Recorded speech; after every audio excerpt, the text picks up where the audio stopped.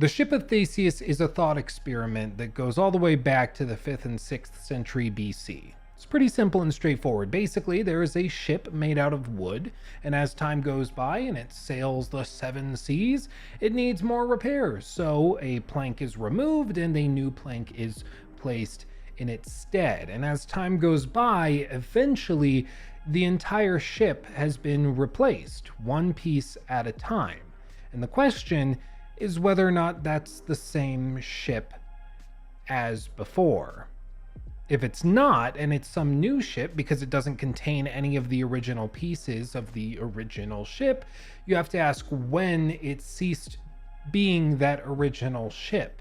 When did that transition happen? Was it halfway through? Was it when the last old piece was replaced?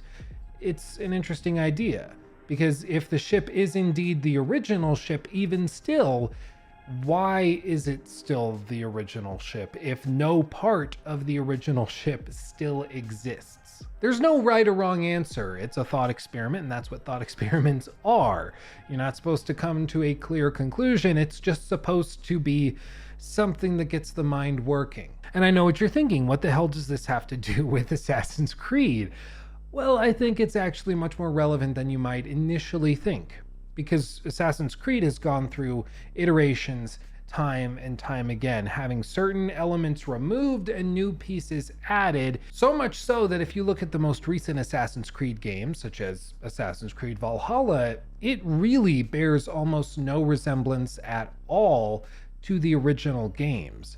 And it brings up the same question that was brought up with the Ship of Theseus. Is it still Assassin's Creed? Is it still the original thing? Or have the constant replacements, edits, and iterations changed it into something completely different? In this video, we're going to explore that idea. We're going to go over a bunch of examples, look at a bunch of the past games that have come over the last decade or so, and figure out whether or not it's actually fair to call Assassin's Creed at this point. And make sure to watch to the very end of the video, because I'm going to be sharing my thoughts and all of the info I've received with regards to Assassin's Creed Infinity. But before we get into that, huge thank you to the sponsor of this video, Skillshare. Skillshare is an online learning community for every kind of learner. Whether you're looking to improve your photography, video editing skills, or painting, Skillshare has the classes to help you achieve your goals.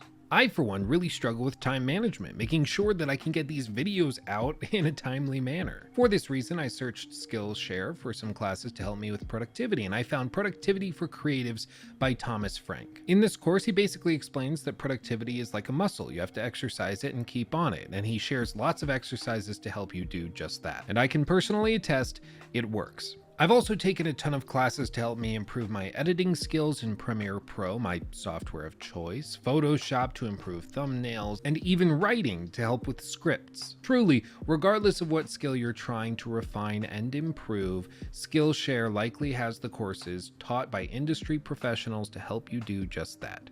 And as if all of this wasn't good enough, they're also including a free 1-month trial to the first 1,000 people that click on the links in the description box below. You'll have access to all of these courses and more. Just click the link in the description box or in the pinned comment to check it out. So the idea that Assassin's Creed has been changing and morphing into something different is something that I've been talking about on this channel for, geez, at this point, years. In fact, somebody on Twitter actually sent me this video from way back in the day, 2 years ago, wherein I actually predicted this new Assassin's Creed Infinity move that Ubisoft is making by looking at their financial statements and things that they filed back in 2019. My point is, this is not a surprise to anybody who has any business savvy. I have a degree in corporate finance. I've studied this stuff. And after reading 2 of their investor briefings and looking at one of their 10K filings, it was pretty clear Assassin's Creed was over. Or to be more specific, Assassin's Creed and every other release that Ubisoft is coming out with has to change and is going to be transitioning into more of a living, breathing product, a live service, if you will. If you want to see that video with all those predictions and stuff, hold me accountable, go for it. It's in the description box below. Check it out. Be warned though, I'm shaved in that video. Gird your loins. Ah, welcome back, Jeffrey. How was your... Oh my God, even his shadow. Look at his shadow!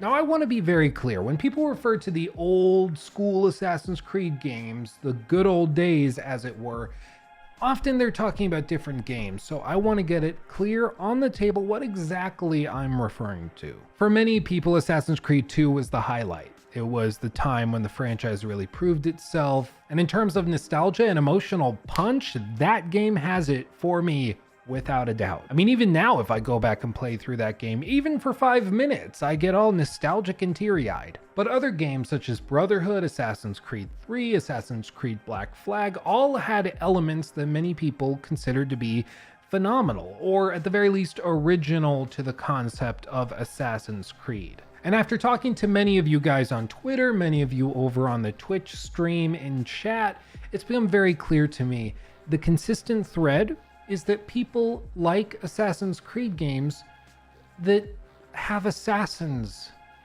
in them and allow you to play as an assassin within a creed of assassin-like people. Go figure. I mean, it really should go without saying that an Assassin's Creed game should have assassin elements and you should be playing as an assassin, but nowadays that apparently needs to be said, which is kind of amazing. As far as I can tell, this transition mostly started to happen after Assassin's Creed Unity. Syndicate has a lot of stuff where it's clear they were transitioning more into an action game, especially with the different traversal mechanics that they introduced with the rope caster. And then by the time we got to Assassin's Creed Origins, Odyssey, and of course Valhalla, it was a foregone conclusion that Assassin's Creed was a fantasy RPG and no longer a stealth-based, assassination-focused thing. It was a foregone conclusion that Assassin's Creed was an open-world fantasy RPG series and had shed the previously heralded stealth action-adventure game set in historical locations. The point is, it's very clear that Ubisoft made a transition away from the stealth-focused games towards games that focused on the melee combat, open-world exploration, RPG mechanics, and the like. But it didn't happen overnight, which is why I brought up the Ship of Theseus example in the intro. Assassin's Creed Origins had elements of Assassin's Creed still there. There was a lot of stealth missions that you were forced to go through that were pretty interesting and well done. Assassin's Creed Odyssey was certainly more bold and had a lot more fantasy RPG stuff in it than Origins did, but it still felt like an Assassin's Creed game. I guess at its core, it was pretty severely transformed, but there was still shadows of it deep in there. And then we get to Assassin's Creed Valhalla, which is just like a total cluster of I don't even know what. Seriously, it's like they were developing a Viking open world RPG game, and then at some point they just said, hey, we want this to sell well. We should just attach it to a successful franchise. That'll help it. Let's do Assassin's Creed. That works. Slap the logo on. Beautiful. And this is my point. While it might have been an iterative process to get to Valhalla, the end product of Valhalla looks nothing like Assassin's Creed 2, looks similar to Assassin's Creed Syndicate, but it's fundamentally different than the originals. Now look, back in 2017, I did say with Assassin's Creed Origins that I felt as though this was the natural evolution of the series. And once we got to Odyssey, I reiterated that point. They wanted to go bigger and badder with their open worlds, with the historical settings, and they wanted to take some creative liberties, giving you the chance to see some of the mythology and things. But they always did it in a dream realm or in some way that was respectful to the actual historical place.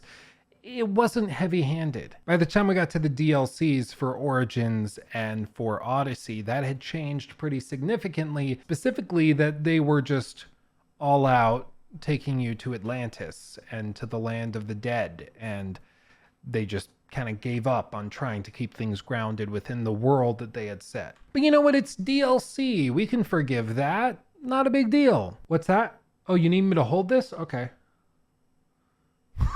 Yeah, Valhalla said, hold my beer. So while I stand by my saying that this is the natural evolution of the Assassin's Creed franchise, because I don't think that an Assassin's Creed 2 or Assassin's Creed Brotherhood style game could be successful whatsoever in the modern landscape of AAA titles. I think right now it has to be open world. It has to be to some extent action and adventure focused above and beyond everything else. It's an unfortunate reality that I think is pretty much self-evident at this point if you look at the sales charts. But just because something is predictable doesn't mean that it's something you have to be happy about or something that is true to the origin of the franchise or the subject that you're addressing. But at the end of the day, it seems clear to me that these changes were not made simply because it was the natural evolution of the Assassin's Creed lore and where the games wanted to push themselves.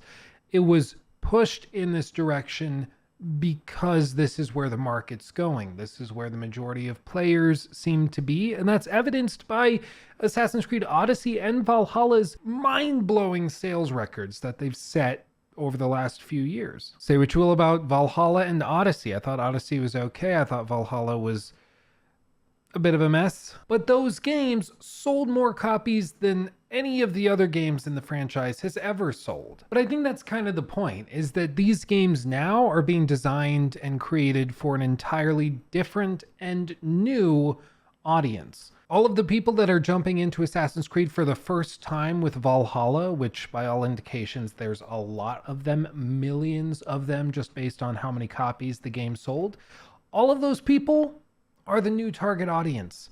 All of us that played 3, that played 2, and Brotherhood and Black Flag, and look back on those games fondly, Ubisoft appreciates you, helped get the franchise where it is, but we're no longer the target audience because there's a whole lot more of them than there are of us. We can still enjoy the games. I can still try and find enjoyment in them. In fact, Assassin's Creed Valhalla, when I turn off my brain to what I want it to be, I actually have a decent time with it.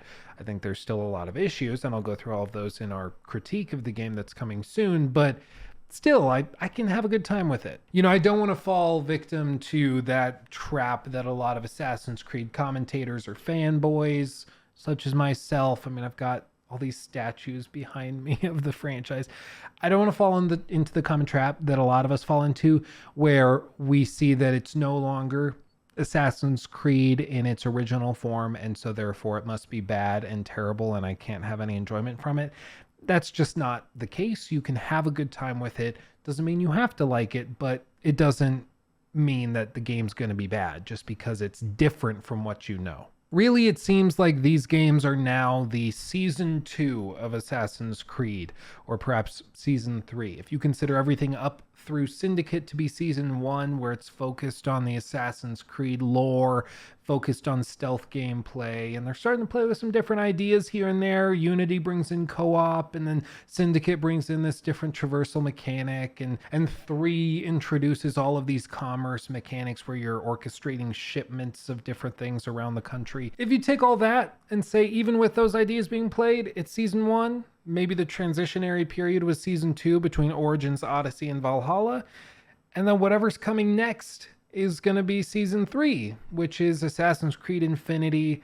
It's going to be very different. And while we're here, I should address Assassin's Creed Infinity. Like I said, I predicted that they were going to move away from major singular releases 2 years ago. This is not a surprise to me, or like I said, to anybody who's been reading those reports and really knows what they're talking about when it comes to the business side of this industry. That being said, I want to be very clear with what it looks like this is going to be. I'm not going to boost up the sensationalized headline of Assassin's Creed going Destiny or going like GTA Online or this or that. I don't want to do that because it's not accurate. Based on what we know right now, Assassin's Creed Infinity is meant to be a hub for all things Assassin's Creed, where they can bring out expansions, they can bring out new releases effectively, which will take the form of new worlds and maps, cities, timelines, all sorts of things, but it'll all be tied together into this one centralized hub. I mean, at first glance, it seems like it's not actually that far out of the ordinary for a franchise like Assassin's Creed. I mean, if you think of the Layla trilogy or the Desmond trilogy, these games effectively had one protagonist, and then you were going into the Animus, taking the form of different characters in different maps and timelines, doing different quests within those as standalone releases. But it still was the same protagonist. Based on what I'm told and what I've read with regards to Assassin's Creed Infinity, it seems as though they're trying to unify all of that so that the Layla trilogy, for instance, would effectively be one release or all under one dome instead of as 3 separate game releases. And then if they want to come along and launch another expansion to it and they bring you to ancient Rome, and then that's just another piece of the puzzle that you clink in, and then if you want to go back and explore Egypt, you just pop out of your Animus and you go to this Animus and you load into that map and world, and all of your progress is shared. It's something that could be interesting, and I'm not inherently opposed to it. Could it suck? Absolutely. Could it be awesome? Yes. And I think that this is my broader overarching point with regards to Assassin's Creed and everything that's going on right now. It's really easy for gaming journalists and YouTube commentators to rant and rave about Assassin's Creed and how Ubisoft is milking the franchise dry when they haven't played an Assassin's Creed game either ever or at the very least in a decade. And they milk that sensationalized headline drier than Ubisoft is milking any franchise, which perhaps is saying something in and of itself. But while they're doing that, it's important that those of us who are actual fans maintain a level head and take what we can get. Yes, Assassin's Creed is way different than it used to be. Yes, in many ways it doesn't resemble the original games whatsoever. But that's true of many fantastic franchises. If you look back at the original Grand Theft Auto with the top-down view when it launched in 1997, it looks very different than the Grand Theft Auto that you have nowadays. But just because it's different nowadays doesn't mean that what we have now is bad. I get it. Change can be scary. We, at the end of the day, are just technologically literate apes who are sitting around plinking away at keys playing games to entertain ourselves. And deep, deep down in our heritage and ancestry, deep in our little craniums, is a fear of things being different than what we know. It's very natural and normal, but that doesn't mean that the new thing is going to be awful and terrible. And I encourage you to resist that knee-jerk reaction, because when you react that way to everything that changes, you're going to find yourself having kind of a rough go of it. Change is scary, but change can also be really good and can lead to things that previously you could have only imagined being possible. Assassin's Creed going into this Assassin's Creed Infinity direction, while sounds scary and it sounds like they're going to start charging you monthly and milking you dry for Assassin's Creed content, could also lead to a collection of some of the world's greatest and most talented and powerful studios working together on major releases under one banner for a better value proposition than individualized $70 releases on next-gen consoles. It could lead to more content that's better, that's higher quality, more locations. It could be a great thing.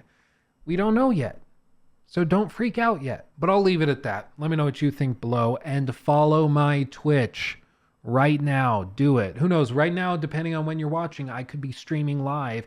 You could come over and be like, hey, I just watched that video. It's super cool when people do that. Links below. Follow my Twitch. The schedule is there. Hang out with us. We play games like this live. We work on the critiques live. We have a great time. And we even have multiplayer Wednesdays where we play games with you guys, bringing you in from chat into the party. So we get to hang out together on Discord, and it's a great time. So head over there. I look forward to seeing you. But that's it from me. Thank you for watching. I love you all more than you could possibly know. And I'll see you in the next video. Hugs and kisses. Like, subscribe, all of that.